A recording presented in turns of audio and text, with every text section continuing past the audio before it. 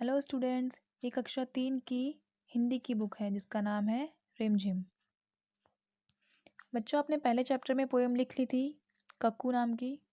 ये आपका second chapter है शेखीबाज मक्खी। एक था जंगल, उस जंगल में एक शेर भोजन करके आराम कर रहा था। इतने में एक मक्खी उड़ती उड़ती वहां आ पहुंची। शेर ने 2-3 दिनों से स्नान नहीं किया था, इसलिए मक्खी शेर के कान के एकदम पास भिन भिन भिन करने लगी। शेर को बहुत मुश्किल से नींद आई थी। उसने पंजा उठाया, मक्खी उड़ गई, लेकिन फिर से शेर के कान के पास भिन भिन शुरू हो गई।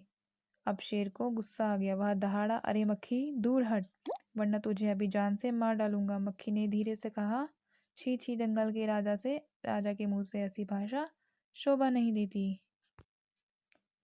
शेर का गुस्सा बढ़ गया। उसने कहा, एक तो मुझे सोने नहीं देती, ऊपर से मेरे सामने जवाब देती है। चुप हो जा वरना अभी। मक्खी बोली, वरना क्या कर लोगे? मैं क्या तुमसे डर जाऊंगी? मैं तो तुमसे भी लड़ सकती हूँ। हिम्मत हो तो आ जाओ। शेर आग बबूला हो उठा। आग बबूला मतलब गुस्से से लाल पीला हो गया, गुस्सा आ गया उसको बहुत ज्यादा।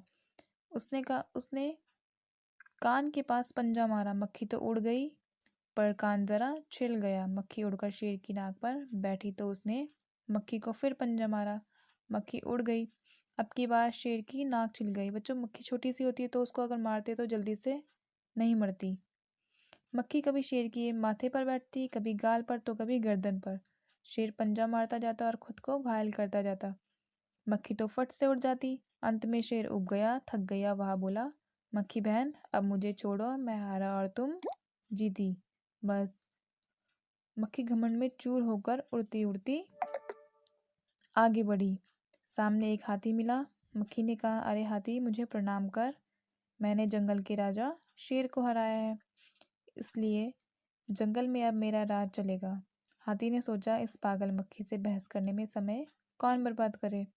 हाथी ने सूंड ऊपर उठाकर मक्खी को प्रणाम किया और आगे बढ़ गया।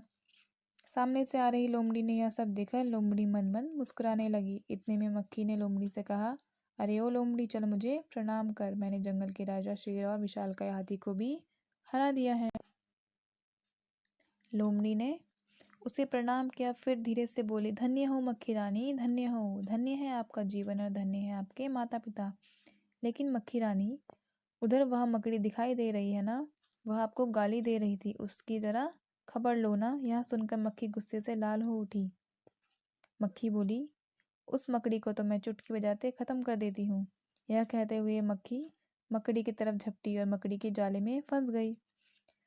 मक्खी जाले से छूटने की ज्यों त्यों कोशिश करती गई, त्यों त्यों और भी अधिक फंसती गई। अंत में वह थक गई, हार गई। यह देखकर लोमड़ी मन मन मुस्कुराती हुई वहां से चली गई।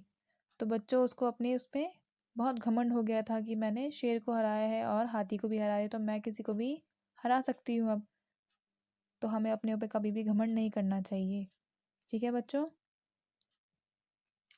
ये आपका चैप्टर फिनिश होता है। इसके आगे मैं आपको क्वेश्चन आंसर और वर्ड मीनिंग आपको भेज दूंगी।